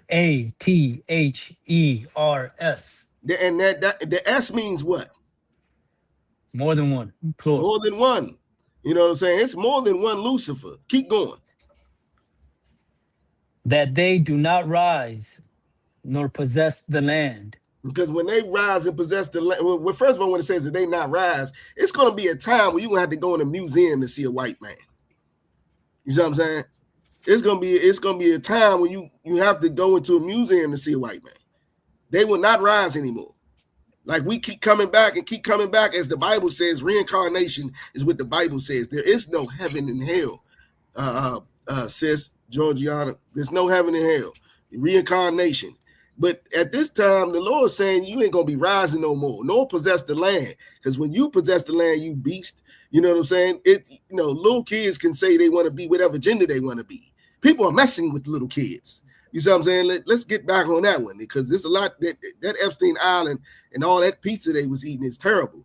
You know what I mean? Keep going. Nor will fill the face of the world with cities. Now, and you ain't gonna be in these cities no more. Keep going.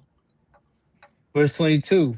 For I will rise up against them, saith the Lord of hosts, and cut off from Babylon the name and remnant. What's Babylon? Anybody know what Babylon is? Is that a kingdom, sir? Hold on. Let me. Is Shu in the back seat? Khan out of a Khan. Shu, what is Babylon? America.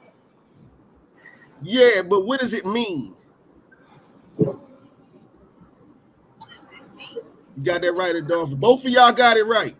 America. Babylon is America. But what? Break down the word Babylon. Okay, let's do it again. So if I ask you, if I tell you, man, you just babbling, what does that mean? Man, no, they're talking of nothing. You're speaking nothing. Confusion, yeah. Babylon, land of confusion. America, land of confusion. You know what I'm saying? Where people of the same gender get at each other. Where women think it's cool to do something that an animal wouldn't even do to their babies. You see what I'm saying? Land of confusion. Keep going. Cut off, Salaki, sir. Go ahead. For I will rise up against them, saith the Lord of hosts, and cut off from Babylon the name and remnant and son and nephew, saith the Lord. All right, let's just stop there. The name and the remnant. The remnant will be whatever's left of them. Remember, it says they're not going to rise. This is going to be a time where they don't rise. He's going to cut off their name. Nobody even going to know who they are. And the remnant, whatever's left. What does it say after remnant, Isaiah? And son. And son, we know he got children. Go ahead, what else? And nephew. And nephew. How do you get a nephew, anybody? Does anybody know how you get a nephew? That's one. Your siblings have children. Your brothers and your sisters. So, hey, Azan, who are we talking about again? Lucifer. And he's a what? A man. And he has what? Fathers. And sons. Well, just say it. What else can you get besides sons? What do you call them? Nephews. Read it. Read Oh, 21 God. again. Prepare slaughter for his children. So let's start over. So we talking about who again? Lucifer, And he's a what? a man. And he has what? Children, And fathers, then go down to 22. What was that last word?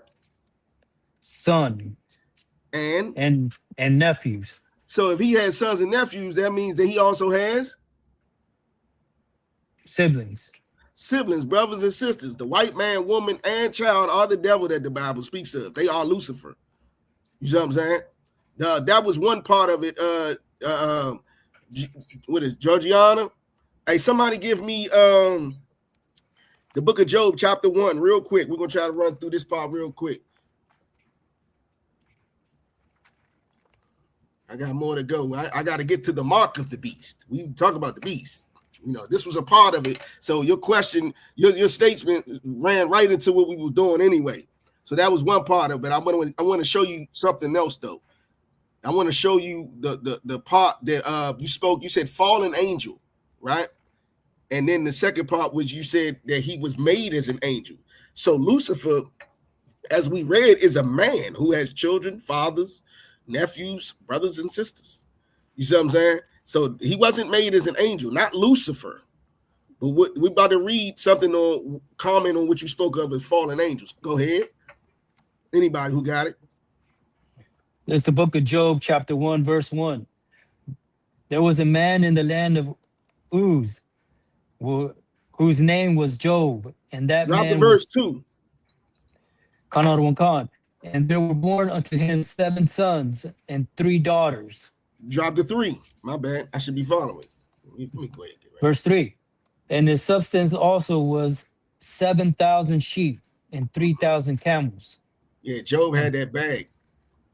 Keep going. And Khan, and 500 yoke of oxen, and 500 she asses, and a very great household. Drop the verse 6. Khan. This Georgiana, this is the second part of what you were saying. You were speaking on. Go ahead. Verse 6. Now there was a day when the sons of God came to present themselves before the Lord. In this case, what are the sons of God? It's different cases where you got to read the content of the chapter to see what the sons of God is. In this case, read it all the way through, and then somebody tell me what the sons of God is in this case here. Go ahead. Khan. Now there was a day when the sons of God came to present themselves before the Lord, and Satan came also among them. Okay, now what are the sons of God in this case? Azan. The angels, sir. The angels. And it said, and you know that because it said they came to present themselves before the Lord. When the last time you presented yourself before the Lord? You know what I'm saying? So obviously you had to have access to go up there with the Lord. And then with the last part of it, when it says and, read that part. And Satan came also among them. Satan. Who? Satan. Now Satan is an angel. Satan is an angel. But I want you to think about this part, Georgiana. What is he doing in heaven? According to Christians, in the book of Genesis, chapter 6, is when the angels fell, according to the Christians. Well, this is the book of Job, and this is probably thousands of years later. You know what I'm saying? It's generations, let's just say generations after generations later. What is Satan doing in heaven with the other angels who are coming to present themselves? Notice it said they came to present themselves. Another word, anybody know what's another reserved word for to present yourself before somebody? Anybody know? Report. Yeah, wait till I call on you, but you exactly right. Checking in, Kayabov. Were the sons, angels in I'm thinking you saying Job's day? No, his sons were not. Okay. Okay, you answering the question. Yeah, that's correct. Yeah, they were angels. You know what I'm saying? 10 levels of heaven. See, you way into that church. You are way in there. All right, so back to what I was saying. So the sons of God, the angels, are reporting to God. They're right in front of God. So you're saying 10 levels of heaven. I don't know. I don't want to imply that you mean Satan was on a lower level than them, but they're right in front of God. So I don't think God will be on a lower level of heaven. I don't know if that's what you're saying, but they're right in front of God reporting what they've been doing. And Satan is right there with them. And can anybody tell me what Satan's doing there?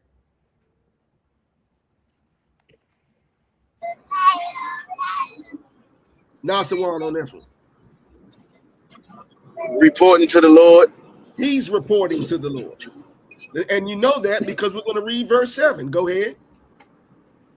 And the Lord said unto Satan, Whence comest thou? Where you coming from? Go ahead. Then Satan assured the Lord and said, Hold on. That Satan what? Then Satan what? Then Satan answered, Salaki, Right. the Lord. Yeah, God asked him a question and he replied. He didn't get smart with him. He's there to report, and God said, where you been? Where you coming from? And he answered. He didn't rebel or nothing like that. Satan is reporting to God in this verse, right? In the last verse, and he's answering right here, reporting to God. Let's see what he reports. Go ahead. And said, From going to and fro in the earth, and from walking up and down in it. Hold on real quick. Georgiana. So once again, you said that there's a they can't reach the throne of God. He can only get to a certain level which God will allow. Okay, so if all right, we're reading right here, Georgiana. Maybe you had a delay and you didn't get to this verse. Okay, so they're right in front of God reporting, and then God turned to Satan. Obviously, they're right there in front of each other. He's not at a lower level. God is talking to him and said, where you come from? And he answered him like he's supposed to. So I don't know where you get where like he's not like in the same room as God or something like that. It doesn't say that anywhere. It says they came to report they're in front of God. So did Satan, and he's reporting. Let's end up hearing what else Satan said. Start from answered the Lord. Then Satan answered the Lord and said, From going to and fro in the earth, and from walking up and down in it. Oh, he was underground in hell? Or what did it say? From walking up and down into it. We're talking about the earth, right? It said the earth? Khan out of one Khan. Okay, yeah, he wasn't underground in some hell that you're talking about. As Christ said in the Lord's Prayer, you know what I'm saying, when we pray, thy kingdom come, thy will be done in earth. Heaven and hell is on earth. The Lord's kingdom is on earth. You see what I'm saying? And so is when he judges you, the hell that you're going to face is on earth. You see what I'm saying? So Satan falling from heaven, that never happened because right here, he's checking in. You know what I mean? And I don't know anybody who has a beef with somebody that comes to check in. We got to look at this not so through Christian lenses where it's kind of make-believe and magical. You got to look at it like real. You see what I'm saying? He's checking in. All right. So go to chapter 2. Job chapter 2, verse 1. Khan out of one Khan, the book of Job, chapter 2, verse 1. Again, there was a day when the sons of God came to present themselves It said before the Lord. Again, there was another day. Let you know this is a continuous thing. The sons of God, the angels, are always reporting to God. All right. Once again, Christians say that he fell in Genesis. He fell and he was rebellious. I never heard them saying he was coming back to check with God. I never heard that part. I never heard that part, but I didn't go to church. Most High Christ. So again, there was a day when the sons of God came to present themselves to report. Go ahead. And Satan came also among them to Oh, present there goes himself. Satan again. He's there again reporting. I thought he fell from heaven. It seems like Satan spends a lot of time in heaven. See, he up in there chilling. You know what I'm saying? And it doesn't look like the Lord's mad at him for doing it. It doesn't even look like it. Let's see what goes on after this, because Satan came back again. I would have thought if they was beefing, if I see my op and I know he coming back again, come on now. Let's see if Satan's the op. Go ahead. Verse 2. And the Lord said unto Satan, from whence comest thou? Where you coming from? Go ahead. And Satan answered the Lord and said, from going to and fro in the earth, Uh-huh. and from walking up and down in it. Not underground. Go ahead. Verse 3. We about to end this part. Verse 3. And the Lord said unto Satan, hast thou considered my servant Job, that there is none like him in the earth, a perfect and upright man? Yeah, One, there was more than one perfect man in the Bible. That's another thing Christians say. They act like, and no doubt about it, Christ is the greatest man to ever walk the earth. But you can be perfect like Christ. Job was perfect. The Bible just said that Job was perfect. It didn't name it any other way. It wasn't no technicalities or any stipulations on it. He said the Lord described Job as perfect and the upright man. You can do it too, but you have to get out of that church, because they're going to have you thinking you got to do a lot of things to be a little bit good, not even perfect. You know what I'm saying? But keep going. one that feareth God and escheweth evil. Escheweth. Escheweth evil. And still he holdeth fast his integrity.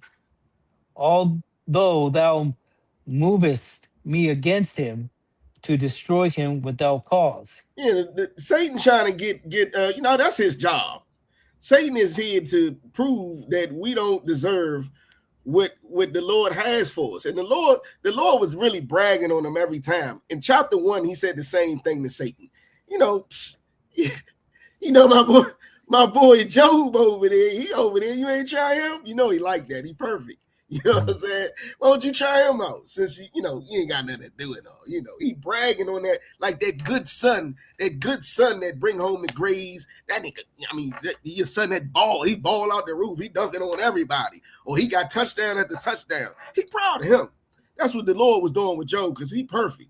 And Satan was like, man, I can't touch him because you hold me from touching him.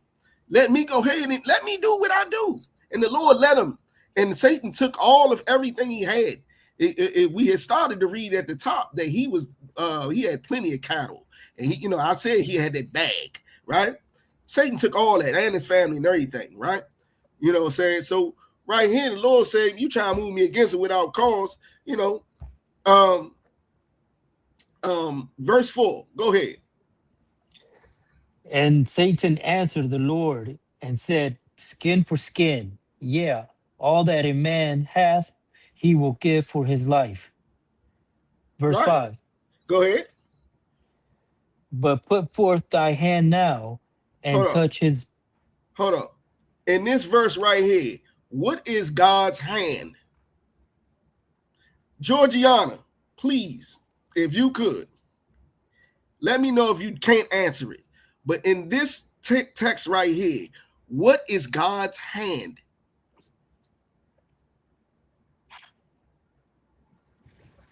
Read it again from verse 5. No. Yeah, read it from verse 5. Verse 5. But put forth thine hand now and touch his bone and his flesh, and he will curse thee to thy face. Read verse 6. Verse 6. And the Lord said unto Satan, behold, he is in thy hand, but save his life. Right. Verse 7. Okay. All right. That's a big clue right there. I'll let you read verse 6. Georgiana, what is God's hand in that verse? Now I ain't got that much time, so I'm gonna go ahead. And I know it's a delay, but I know you probably got it by then. So Satan is God's hand, right? And the Lord told him, behold, he is in thine hand, but save his life. You know that when God told Satan to save his life, he was telling him, don't kill him. God is giving Satan orders. I thought they was ops and he failed and all this, that, and the third, and he rebelled. And no, listen, Satan follows God's orders better than we do. He told him, don't. In the first dream, he said, you could take all this stuff, but you can't touch him. He took everything that Job had, and he did not touch Job. But this right here, he's saying, put forth thine hand, like send me. No, that's not what it means. I'll tell you what holy means in a minute, Georgiana. But and touch his bone and his flesh, and he will curse thy face. He says, send me and let me touch him. Not just the stuff he has, let me touch him. And later on in all of this, I mean, Job became sick. He had boils coming up off of him because Satan got to touch him. But the Lord said, do not kill him. And guess what Satan didn't do? He followed God's orders. He did not kill him.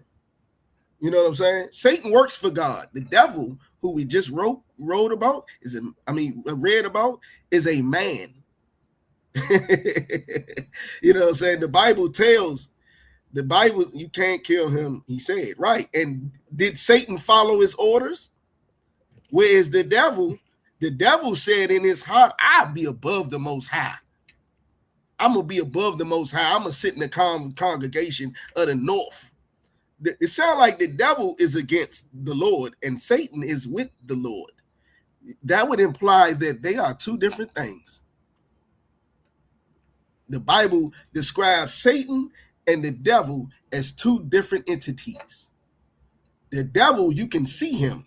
He's a man, and he defies the Lord. Satan, you can't see him. He's an angel, and he did not fall from heaven. He ain't having chilling every day, talking with God. You know what I'm saying? Well, I'm gonna move off of that one, right? So get me the book of Revelation, chapter 13. Because we didn't heard about the beast. We know the beast is these oppressors, all of them, all of the heathens. But there's a main beast, right? You know what I'm saying? Let's read. Start from the top. We got to read this pretty fast. I gotta go. Come on. I use Jennifer behind me line. I gotta go. Go ahead. Salaki. The book of Revelations, chapter 13, verse 1. And I stood upon the sand of the sea and saw a beast rise up out of the sea, having seven heads. The sand of the sea. The sea being the people. You know what I'm saying? There are many people like sand. That's what it's breaking down. Keep going. Having 7 heads and 10 horns. Now, for time's sake, I left my notes. So I can't read you all of the nations that the 7 heads are, right? But you could definitely ask later on, you know what I'm saying? Pretty much everybody has it in their notes in the school on who the 7 heads were. This beast were nations, right? They started off certain nations and broke into other nations. Keep going. Wakan, having 7 heads and 10 horns, and upon his horns 10 crowns, and upon his heads the name of blasphemy. Keep going. Verse 2. And the beast which I saw was like unto a leopard, and his feet were as the feet of a bear. Okay, the leopard is Greece, right? Keep going, and the bear will be the Persians, right? And did you keep going after that? Keep going. And his mouth as the mouth of a lion. And that will be the Romans, because they were strong because they had iron. That's what it was. Why the Romans were so unstoppable. They actually had iron. Keep going. And the dragon gave him his power. Hold up. And The his dragon. Now, we didn't go to this part. My bad. Somebody, let me.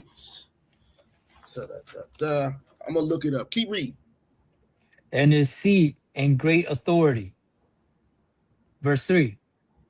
And I saw one of his heads as it were wounded to death, and his deadly wound was healed. Right. And Hold on, all right quick. Hold on.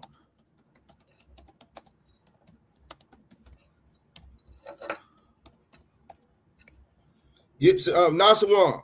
Get me Revelation 12 and 9.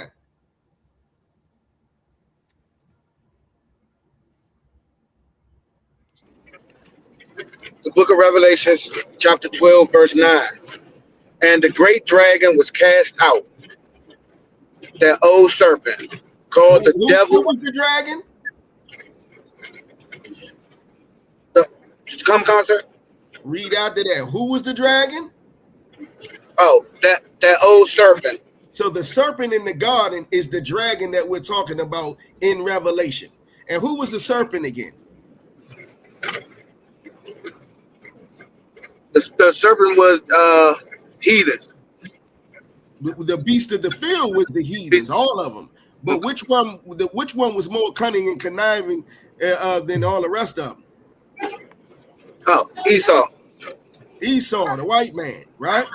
So the dragon is our oppressor, and now he's more powerful, right? He's more powerful now. That's why he's a dragon. Now keep going, Isaiah.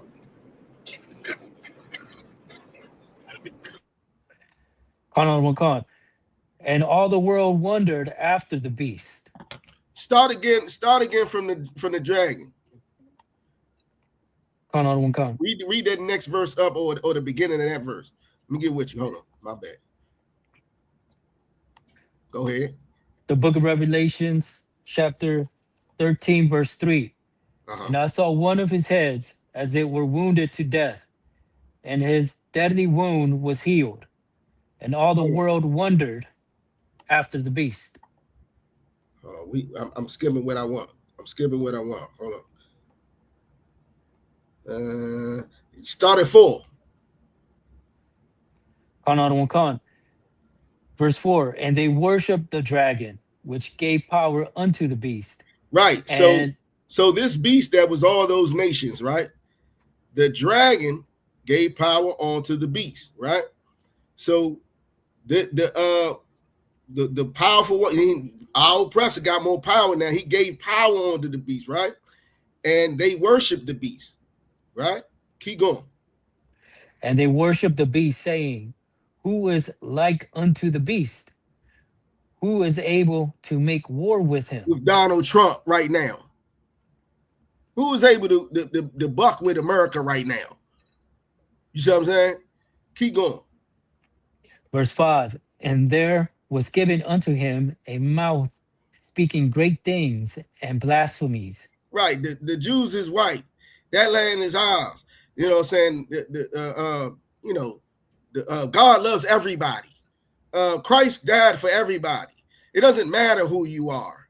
You know what I'm saying? He loves everybody. Great blasphemies against the Lord. Go ahead. Lies. Go ahead.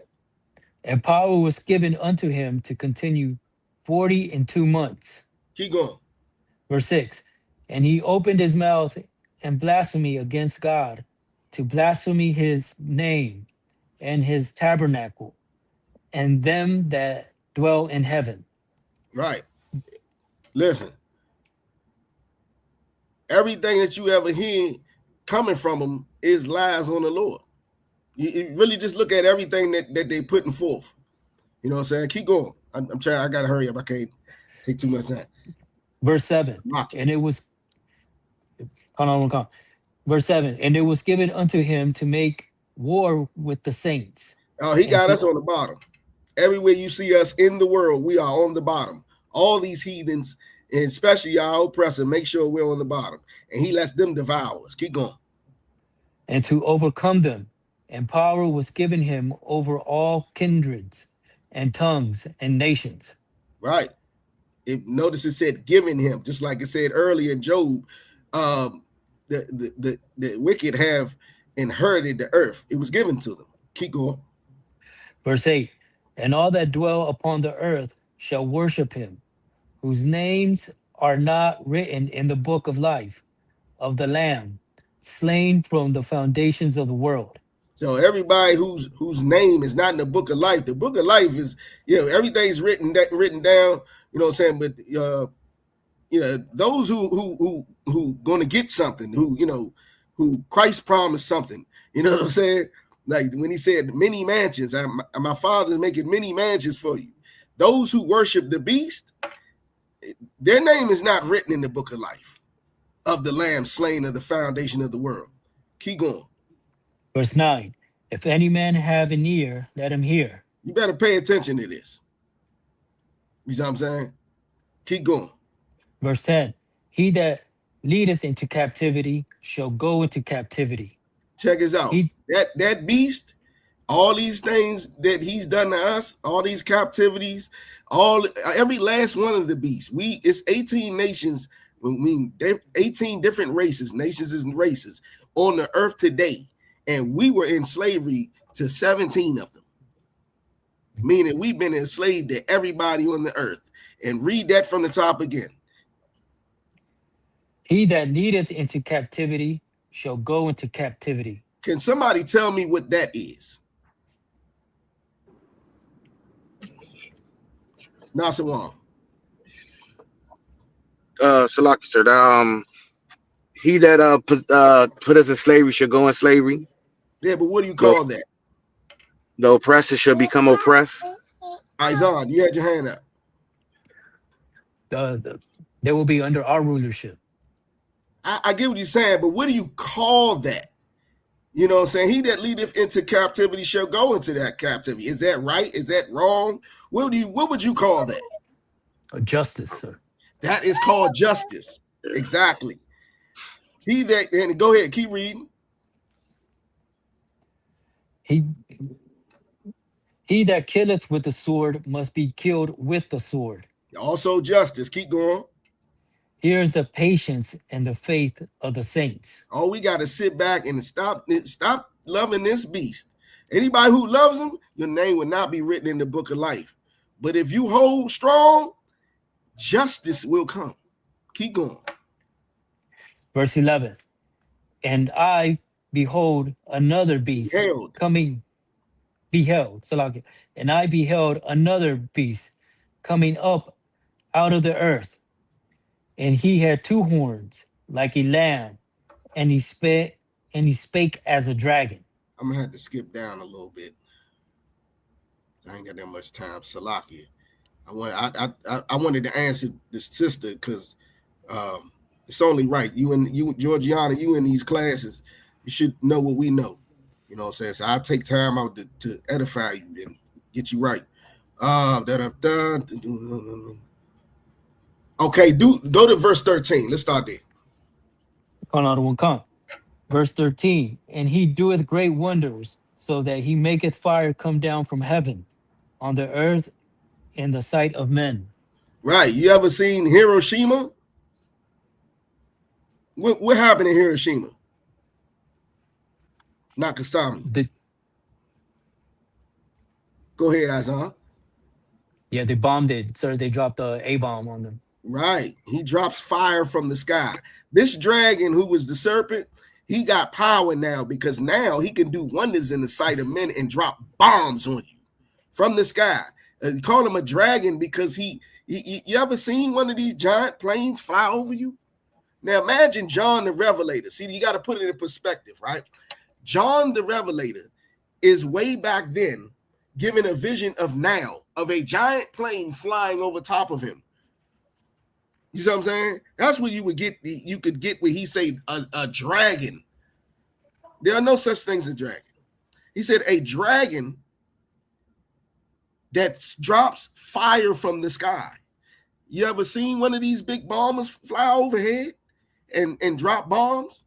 That's what John the Revelator is talking about. Keep going. Verse 12. And he exerciseth all the power of the first beast before him. No, you're on 14. Salaki. Verse 14, and deceiveth them that dwell on the earth by the means of those miracles, Yes, which by he had these miracles he doing, he deceiving everybody. Everybody think they need to follow him. Keep going.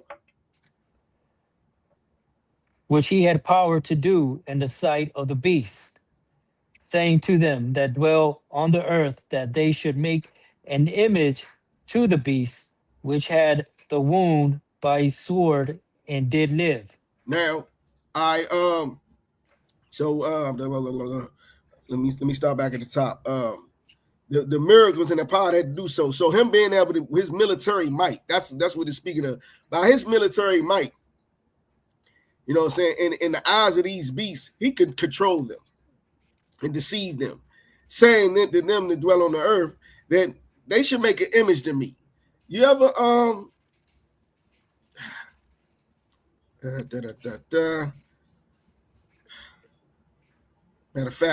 matter of fact, when it says which had been wounded by the sword, you know what I'm saying, that was when you talk about that, we're talking about the Roman Empire. You know what I'm saying? It says it earlier. I believe it's in chapter 12, but it was speaking of the Roman Empire, how it was wounded and it did live, right? Well, how did it live? Does anybody know how the Roman Empire continued on to live?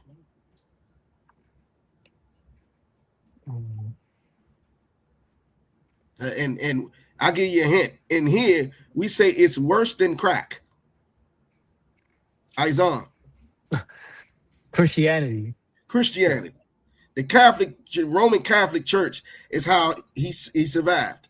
You see what I'm saying? With that ideology and make an image to the beast. What is the image of Christianity? Nasawan. White Jesus. White Jesus. That's the image of the beast.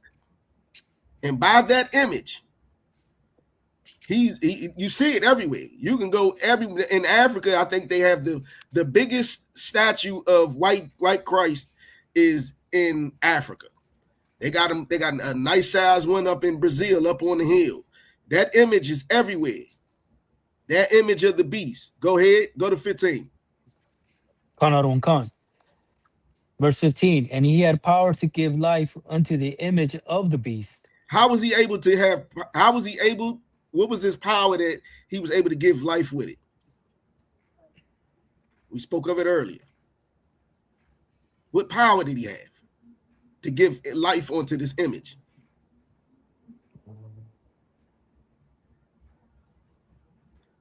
Georgiana, you got a nice little delay. It's all right. That is right, by the church.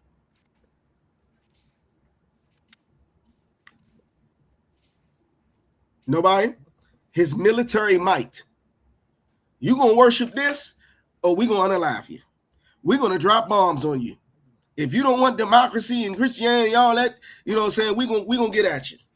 You hear the same thing every day today. Everybody who's not down with our oppressor and the way he does things, we're gonna blow you up. You know what I'm saying? Keep going. That the image of the beast should both speak and cause that as many as would not worship the image of the beast should be killed. I just said it. You ain't gonna get down. You ain't gonna worship this here. You ain't gonna worship me. Yeah, you out of here. Keep going. Verse 16, and he causeth all, both small and great, rich and poor, free and bond, to receive a mark in their right hand or in their foreheads. Right. And he calls everybody, small and great, no matter who you are, rich or poor, you know what I'm saying, slave or a free man, to receive a mark in their right hand. Anybody know what your right hand represents in the Bible? Isaiah. Your actions. True, but more with it. Nasawan. Your works. That's pretty much the same thing. We ain't got that much time. Your strength. Your strength is your right hand. That's just usually your strong hand represents your strength, right? So you receive the mark in your right hand. You know what I'm saying? And in what? Their foreheads. In their foreheads. your forehead is representing the ideology. So we already spoke on it. We already spoke on it. His the way he survived was Christianity and made an image to it. You know, Christ, the white Christ. You know what I'm saying? You don't worship this way, you out of here. You know what I mean? And now you're gonna wear the mark. Now, wearing the mark in your right hand, using your strength to push that ideology.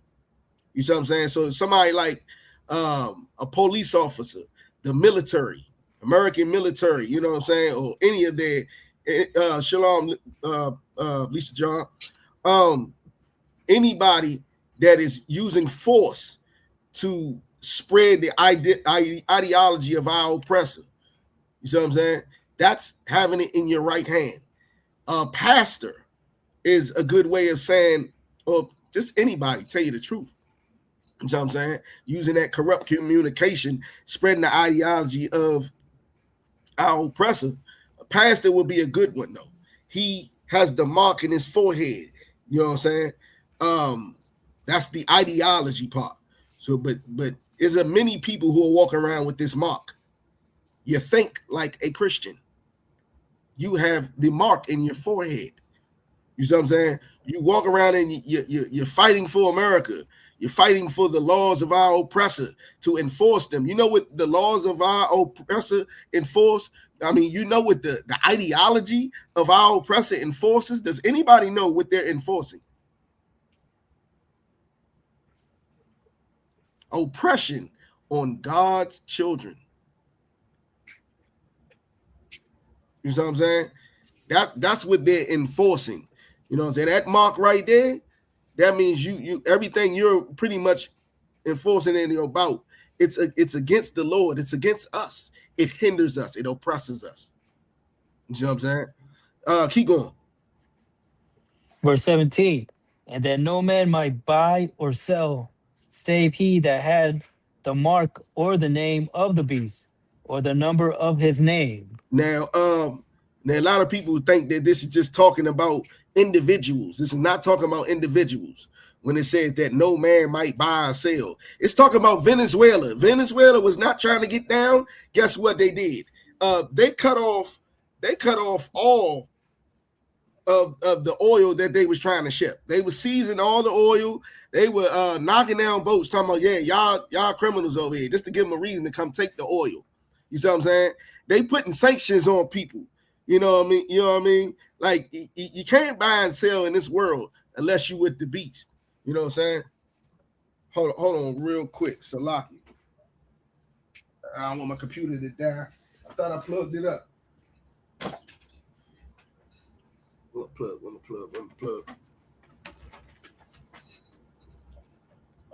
Okay.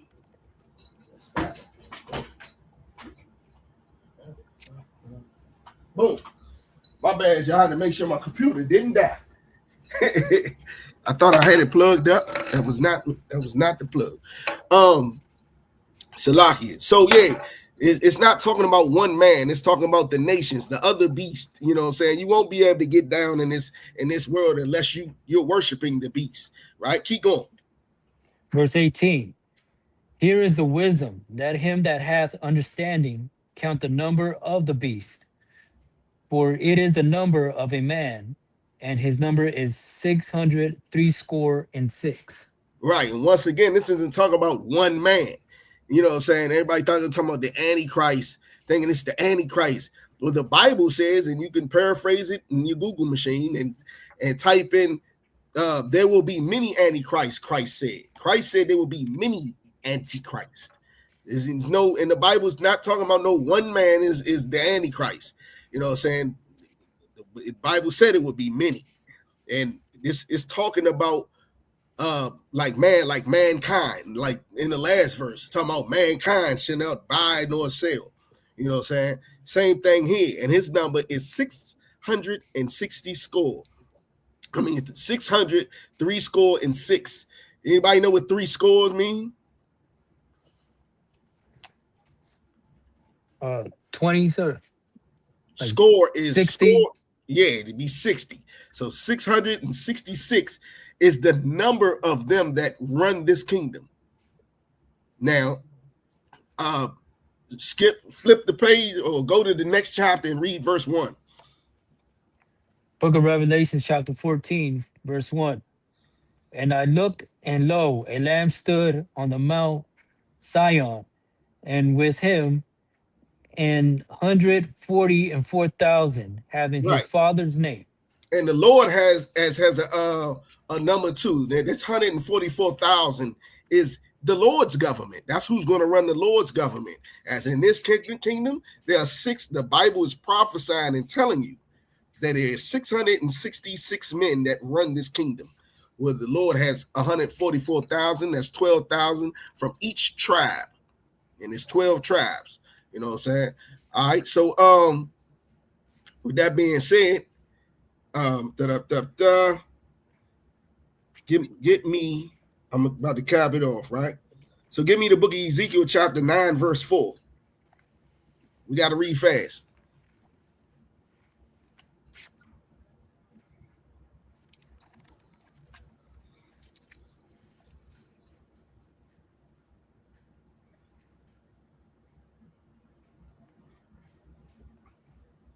Got that? Anybody, whoever got it. Ezekiel chapter 9, verse 4. And the Lord said unto him, Go through the midst of the city, through the midst of Jerusalem, and set a mark upon the foreheads of the men that sigh and that cry for all the abominations that be done in the midst of thereof. You didn't know you was in the Bible. Anybody that's in the I.S.U.P.K, you in the Bible. The Lord said, go through the city, tell the angel, go through the city and set a mark upon any man who sighs and cries about what's going on right now. What do we do when we out on the corner? We out there crying about what's going on right now. They come in this joint all the time in the comments. Oh, they crying again. They crying again. You know what I'm saying? They always crying. No, the Lord said to do that. Cry loud, spare not. And then you listen to this verse. The Lord said, put a mark on every man that's doing that. You see what I'm saying? Keep going. Verse 5. And to the others, he said in my hearing, Go ye after him through the cities and smite. Let not your eyes spare, neither have ye pity. Don't spare none of them. But set a mark upon the ones that are crying for all of that, right? Give me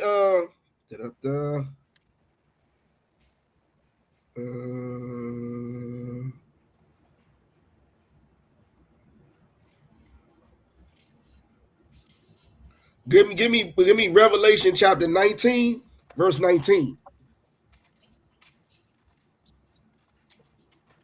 And Isaiah, you hold Revelation 20, verse 7.